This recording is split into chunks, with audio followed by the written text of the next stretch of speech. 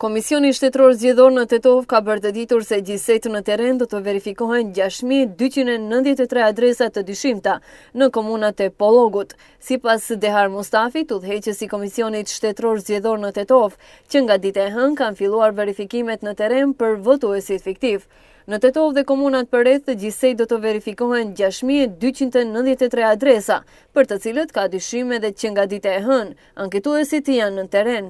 Kështu sipas të dhënave që kanë arritur nga Komisioni Shtetëror Zgjedhor në komunën e Tetovës, do të verifikohen 4763 adresa të dyshimta, më pas në Bogovin 420, në Zhelin 343, në Jegunos 320, në Tearc 265 dhe në Bërvenic 172, deklaroi Mustafi. Sipas tij, në terren janë 20 anketues, ndërsa 8 janë administratorë të cilët punojnë nga ora 8 e mëngjesit e deri ora 19 për të bërë verifikimet e këtyre adresave, për të cilët dyshohet se janë votues fiktiv.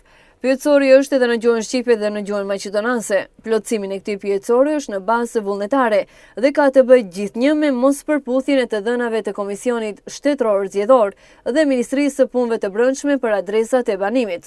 Verifikimi bëhet në bazë të letër njoftimit dhe pasaportës, ndërsa nëse personi nuk është në atë adresë të banimit, pyetësori realizohet me banorët që aktualisht hasen në atë adresë, nënvizoi Dehari.